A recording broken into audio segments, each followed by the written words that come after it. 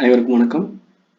இன்னைக்கு நம்ம நிஃப்டியோட மார்க்கெட் எப்படி நடந்து முடிஞ்சிருக்கு அப்படிங்கிறத அனலைஸ் பண்ணிட்டு அடுத்து மண்டேக்கான என்ட்ரி டார்கெட்டும் அதில் மார்க்கெட் எந்த லெவல்ஸில் ரெசிஸ்டன்ஸ் ஸ்ட்ராங்காகவும் சப்போர்ட் ஸ்ட்ராங்காகவும் ரியாக்ட் ஆகும் அப்படிங்கிற விஷயங்களையும் அதில் என்ன ஸ்ட்ராட்டஜியை ஃபாலோ பண்ணி நம்ம என்ட்ரியை பிளான் பண்ணலாம், எந்த ஸ்ட்ரைக் செலெக்ஷனை எடுத்துக்கலாம் அப்படிங்கிறதும், இப்போ நடந்த விஷயங்களில் டெக்னிக்கலாக நம்ம எப்படி பார்க்கணும் அப்படிங்கிற விஷயம் வரைக்கும் நம்ம எல்லாத்தையும் டீட்டெயிலாக அனலைஸ் பண்ணலாம். ஸோ ஃபஸ்ட்டு இன்னைக்கு மார்க்கெட் டைரக்ஷன் அப்படிங்கிறது ப்ரீவியஸ் வீடியோஸ் சொல்லியிருந்தோம். 24,500 அப்படிங்கிறது ஒரு ஸ்ட்ராங் சப்போர்ட் லெவல். இந்த லெவல் பிரேக் அவுட் ஆகி போகிறதுக்கான வாய்ப்பு ரொம்ப குறைவு அப்படின்னு மாதிரி சொல்லியிருந்தோம்.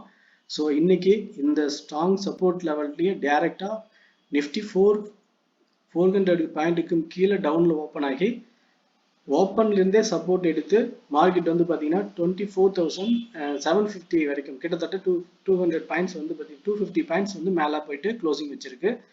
ஸோ இந்த மொமெண்டம் எதனாலன்னா நம்ம ஏற்கனவே சொல்லியிருந்தோம், நிறைய நெகட்டிவ் நியூஸஸ் இருக்கு. At the same time air India accident உங்களுக்கு எல்லாருக்கும் தெரியும். ஸோ இந்த ரீசன்ஸ் எல்லாம் பார்த்தீங்கன்னா மார்க்கெட்ல இம்பாக்ட் ஆகுது அப்படின்னு சொல்லிட்டு நிறைய சொல்லியிருக்காங்க. நமக்கு டெக்னிக்கலாகவே வந்து பார்த்தீங்கன்னா இப்போ இந்த லெவலில் வந்து ஹையர் டைம் ஃப்ரேமோடைய செல்லிங் ப்ரெஷர் ஸ்டார்ட் ஆயிடுச்சு அப்படின்னு நம்ம பார்க்குறோம். ஸோ இதோடைய டவுன் சைட் டார்கெட் அப்படிங்கிறது 24,500.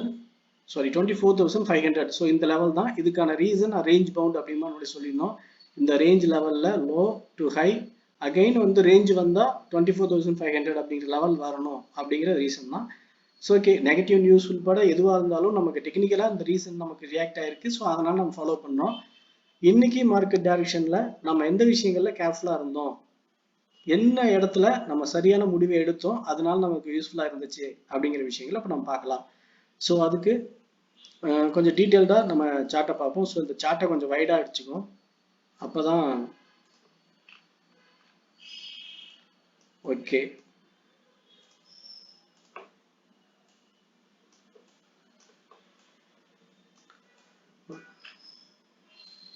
ஓகே ஃப்ரெண்ட்ஸ், இப்போ பார்த்தீங்கன்னா மார்க்கெட் டைரக்ஷனில் இங்கிருந்து ஓப்பன் ஆகி ஃபஸ்ட்டு ஹை இன்னைக்கு நம்ம ஃபாலோ பண்ணது OPS strategy, open range break out அப்படிங்கிற லெவல் தான். ஸோ ஓப்பன் ரேஞ்ச் பிரேக் அவுட்டில் நமக்கான என்ட்ரியை பிளான் பண்ணோம். ஆனால் டார்கெட் லெவல் பார்த்தீங்கன்னா 24,750 to 850. ஸோ ரெண்டு டார்கெட் இருக்குது.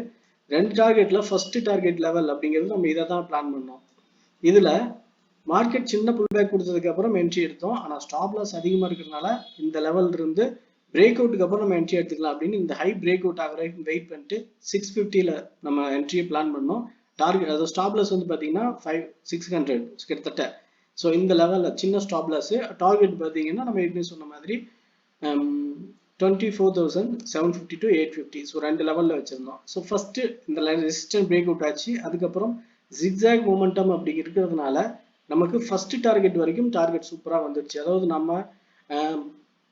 ஸ்ட்ரைக் செலெக்ஷனில் வந்து பார்த்தீங்கன்னா 24,600 ஸ்ட்ரைக் எடுத்திருந்தோம். ஸோ இந்த ஸ்ட்ரைக்கில் நமக்கான பையிங் லெவல் பார்த்தீங்க அப்படின்னா 200 வந்தது. So 200 buying, at the same time target 250. So 50 points target வச்சுருந்தோம். 50 பாயிண்ட் டார்கெட் கிடைச்சிருச்சு ஃபர்ஸ்ட் ஹாஃப்ல. அதுக்கப்புறம் கரெக்ஷன் முடிஞ்சதுக்கப்புறம் 220 250 வரைக்கும் ஒரு டார்கெட் கிடைச்சிது. அது ஆக்சுவலாக இதில் ரிஸ்க் ரிவார்டு பார்த்தீங்கன்னாலும் கரெக்டாக இருந்துச்சு, 1:3 ரேஷியோ. ஸோ இங்கேயும் டார்கெட் லெவல் ரிஸ்க் ரிவார்டு சூப்பராக கிடைச்சிது. ஸோ ரெண்டுமே பார்த்தீங்கன்னா கால் ஆப்ஷன் தான், அது நல்லா ஒர்க் அவுட் ஆச்சு. ஆனால் எது வரைக்கும் அப்படின்னா 24,750 வரைக்கும் தான். இங்கே டச் பண்ணும்போது நான் ரெசிஸ்டன்ட் ரிவர்சல் ஆகிற சான்ஸ் இருக்குது அப்படிங்கிற மாதிரி தோணுச்சு. அப்போ ரெசிஸ்டன்ட் பிரேக் அவுட் ஆகுதா ரிவர்சல் ஆகுதான்னு வெயிட் பண்ணி பார்க்கலாம் அப்படின்னு சொல்லி மெசேஜ் போட்டோம் டெலிகிராமில், பாருங்கள் தெரியும். இந்த லெவல் பிரேக் அவுட் ஆகலை அப்படிங்கிறப்பவே resistant level clear break out ஆகலை, ஹெல்த்தியாக இல்லாமல் வீக்காக இருக்குது பிரேக் அவுட்டு. அதாவது இங்கே பிரேக் அவுட் ஆகும்போது second time market break out பண்ண ட்ரை பண்ணும்போதும் கூட ஹெல்தி பிரேக் அவுட் கிடையாது, வீக்காக இருக்குது அப்படின்னு சொல்லியிருந்தோம். அது மறுபடியும் கீழே இறங்கிடுச்சு. கீழே இறங்கி மறுபடியும் ரெசிஸ்டன்ட். ஸோ இப்போ என்ன நடக்குது அப்படின்னா ஜிக்ஸாக் மூமெண்டம் மாதிரி மார்க்கெட் வந்து இப்படி ஏறி இறங்கிச்சு. ஸோ இந்த இடத்துல ஏன் அப்படின்னா இங்கே வந்து இங்கே பை பண்ணவங்க இங்கே செல் பண்ணிட்டு அகைன் பையிங்க்கு வந்து இங்கே வந்திருப்பாங்க. ஸோ இந்த ரீசனால தான் இங்கே நடந்திருக்கு. இன்னைக்கு டைரக்ஷன் ஓகே, நம்ம என்ட்ரி பிளான் பண்ணி எடுத்திருக்கோம். அதாவது மண்டே மார்க்கெட் அப்படிங்கிறது கேப் அப்ல ஓப்பன் ஆனால் என்ன மெத்தடை ஃபாலோ பண்ணலாம், at the same time resistant எதெல்லாம் ஸ்ட்ராங்காக இருக்கும் அப்படின்னா 24,750 அப்படிங்கிற இந்த லெவலுக்கு மேலே மார்க்கெட் போகுது அப்படின்னா அதுக்கப்புறம் 850 to 900 வரைக்கும் மேலே போகிறதுக்கு வாய்ப்பு இருக்கு. ஃபர்ஸ்ட் ரெசிஸ்டன்ஸ் ஜோன் அப்படிங்கிற லெவல் 24,850 to 900. ஸோ இந்த 850 to 900ங்கிற இந்த 50 பாயிண்ட்ஸுக்குள்ள ஒரு ஜோன் லெவல், அதனால இங்க ஒரு சின்ன ஜிக்ஸாக் மொமெண்டம் ஃபார்ம் ஆகும் ரேஞ்ச். ஸோ இங்க கேப் அப்ல ஓப்பன் ஆகி மேலே போனா இந்த லெவல்ல ரெசிஸ்டன்ட் ரியாக்ட் ஆகும். இதுக்கப்புறம் மார்க்கெட் டவுன்ல வரதா இருந்தா 24,550 750 இந்த ரெண்டு லெவல் வரைக்கும் கீழே வந்து சப்போர்ட் எடுக்க சான்ஸ் இருக்கு. டவுன் சைட்ல மேலே ஓப்பன் ஆகி கேப் அப்ல ஓப்பன் ஆனா ரெண்டு லெவல்ல சப்போர்ட் எடுக்கலாம். ஸோ அந்த லெவல்ல சப்போர்ட் எடுத்தா கன்ஃபர்மேஷன்ல மறுபடியும் காலுக்கான பிளான் பண்ணலாம். ஆனா இங்க ரிவர்சல் இங்க மறுபடியும் மேல இருந்து கீழே வந்துருச்சு. ஆனா இந்த லெவல்ல வந்து சப்போர்ட் எடுக்கல, ஸ்ட்ராங் செல்லிங் தான் போயிட்டு இருக்கு அப்படின்னா நம்ம என்ன ஃபாலோ பண்ணலாம்னா, இந்த சப்போர்ட் பிரேக் அவுட் ஆகும்போது அதுக்கப்புறம் பிரேக் அவுட் ஸ்ட்ராட்டஜியை ஃபாலோ பண்ணி நம்ம இங்க புட்டுக்கான லெவலை பிளான் பண்ணலாம். எது வரைக்கும்னா 25,000 வரைக்கும் தான், சாரி 24,500 வரைக்கும். 24,500 பிரேக் அவுட் ஆகுதா இல்லையான்றதை பார்த்து தான் அடுத்து நம்ம முடிவு பண்ண முடியும். ஸோ இந்த ரெண்டு லெவல்ல நம்ம பிளானை வச்சுக்கலாம். 24,500 strong support level, 24,850 to 900 so strong resistant zone. இந்த ரெண்டு லெவலுக்குள்ள தான் மார்க்கெட் வந்து ரேஞ்ச் பவுண்ட் ஆக சான்ஸ் இருக்கு. ஃபர்ஸ்ட் குறிப்பிட்ட நாள், அதாவது 1 or 2 days ஆகலாம். ஸோ மண்டே இது நடக்க வாய்ப்பு அதிகமா இருக்குன்னு நம்ம பார்க்கலாம். ஆனா இப்ப நெகட்டிவ் இம்பாக்ட் அதிகமா இருக்கிறதுனால ஒருவேளை கேப் அப் இல்லாம கேப் டவுன் மார்க்கெட் ஓப்பன் ஆகுது அப்படின்னா, அதாவது 24,500க்கும் கீழே மார்க்கெட் ஓப்பன் ஆச்சு அப்படின்னா பையிங் ப்ரெஷர் அதிகமா இருக்கிறதுனால மேல போகலாம். மேல போனா 650 750 வரைக்கும் இருக்கும். ஆனா இங்க இல்லாம செல்லிங் ப்ரெஷர் ரெட் கேண்டில் ஸ்ட்ராங்கான ரெட் கேண்டில் ஃபார்ம் ஆகுதுன்னா அதுக்கப்புறம் அங்கிருந்து 500 பாயிண்ட்ஸ் வந்து டவுன்ல வர்றதுக்கு வாய்ப்பு ரொம்ப அதிகம். இது வரைக்கும் வந்துடும். இது வந்து ஒரு கிராஷ், அந்த அளவுக்கு வேகமா இறங்கும் மார்க்கெட். ஸோ அப்படி இறங்கணும்னா இங்க ரெசிஸ்டன்ட் ஜோன் அப்படின்ற லெவல்ல என்ட்ரிஸ் அக்யூமுலேட் பண்ணிட்டு வந்தாதான் கரெக்டா இருக்கும் அப்படின்னு நான் பாக்குறேன். ஸோ இந்த மாதிரி நடக்கிறதுக்கு வாய்ப்பு ரொம்ப குறைவு. ஒருவேளை மார்க்கெட்ல எப்ப எப்படி என்ன நடக்கும்னே சொல்ல முடியாதனால இப்படி நடந்தால் அதுக்கும் நம்ம தெளிவான பிளான் வச்சுக்கணும்.